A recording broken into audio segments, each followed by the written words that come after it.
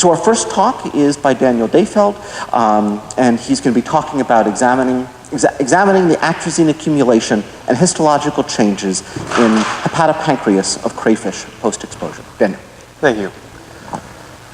Good morning. I am Daniel Dayfield. I am a transfer student from Marygrove College. I am now attending the University of Detroit Mercy, and I will be talking to you guys about atrazine and the effects it has on crayfish. So what is atrazine? It's a herbicide commonly used in the United States since 1958. It's used on corn and sugarcane crops to prevent the growth of broadleaf plants. Approximately 80 million pounds of it is used annually in the United States, and it's exposed into the environment by runoff, seepage, wind drift, and evaporation.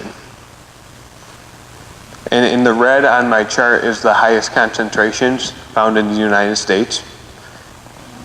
So why do we use crayfish?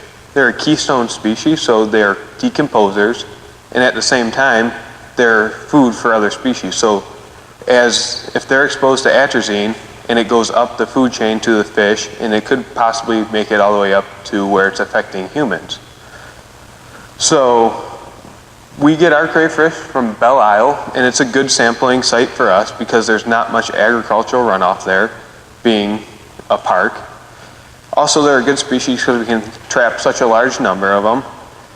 And we will be looking at histology, behavior, and the atrazine accumulation in the tissues, mainly the hepatopancreas.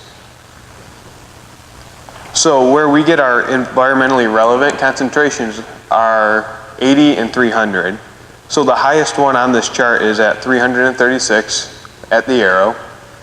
And you can see some of the lower ones were at 70, in the high 70s, 85-ish. So our treatment groups, we have 0 part per billion, which is our negative control.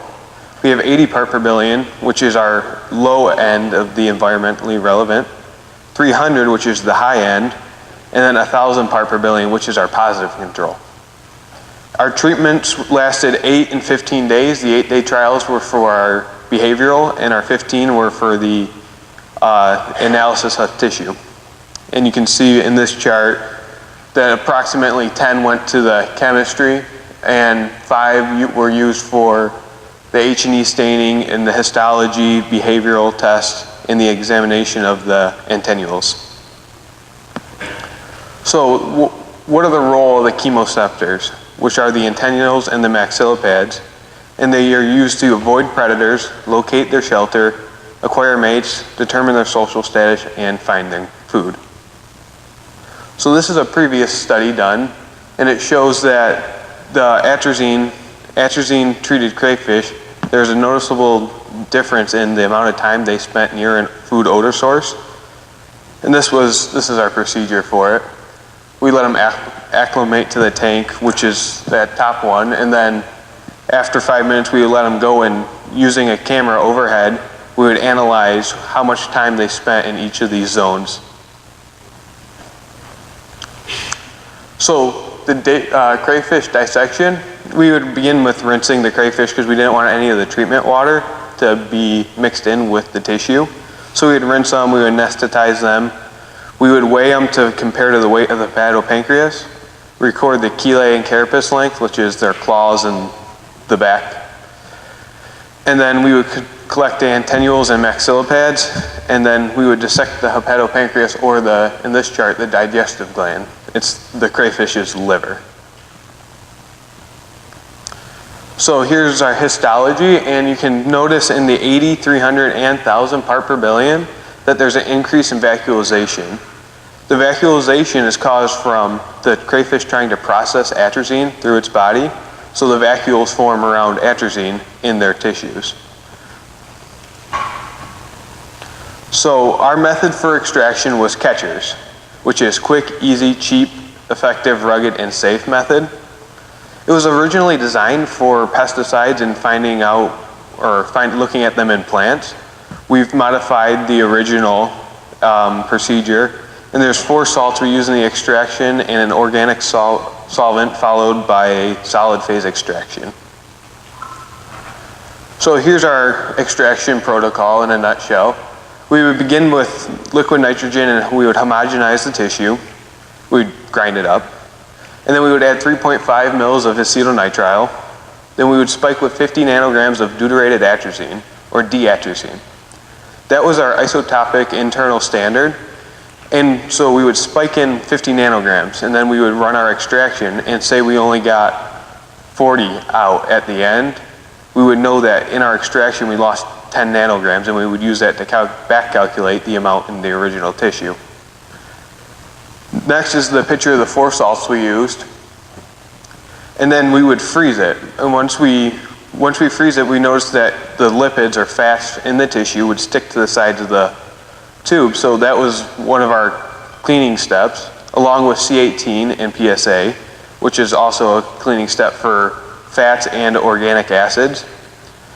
And then once we removed it from our PSA and C18, we would dry under nitrogen gas, then reconstitute in 250 microliters of 20% formic acid or 20% ACN, or acetonitrile, and 0.1% formic acid.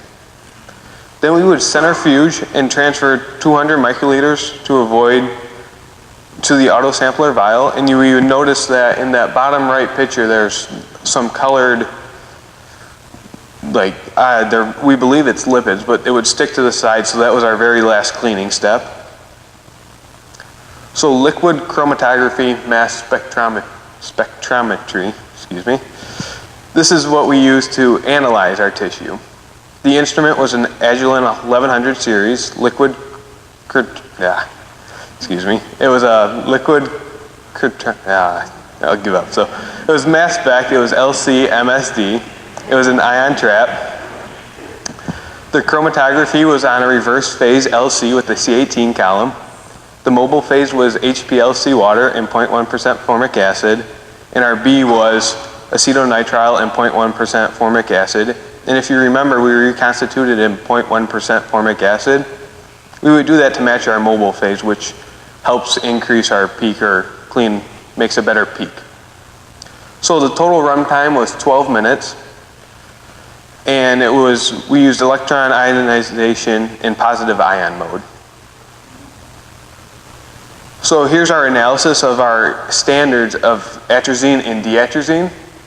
Atrazine is shown at the top left with a molecular mass of 215 approximately, and D-atrazine is shown at the top right, and you will notice there's 5 more deuterium atoms, which changes their mass, so we can tell a difference looking at our mass spectrum data. So at the bottom left is our extracted ion chromatogram, or EIC, of our atrazine standard. It was just a nice clean peak, not very much noise. And on our right is the same thing, but it's deuterated atrazine, and it's also a nice clean peak. So our catcher's extraction results in a little bit noisier of a peak, but that's to be expected using tissue. But we also have, you can see our atrazine and deuterated atrazine in our mass spec, represented by the 174 to 216, that is atrazine, and then 179 to 221, that's our deuterated atrazine.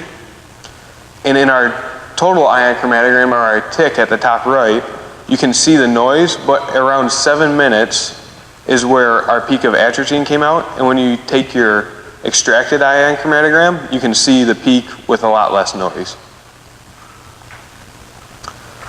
So this is our standard curve, and it's about as good as you can get. Our R-squared value is 1, and we would use this for our back calculations, or see what our percent recovery, but our percent of atrazine in our tissue.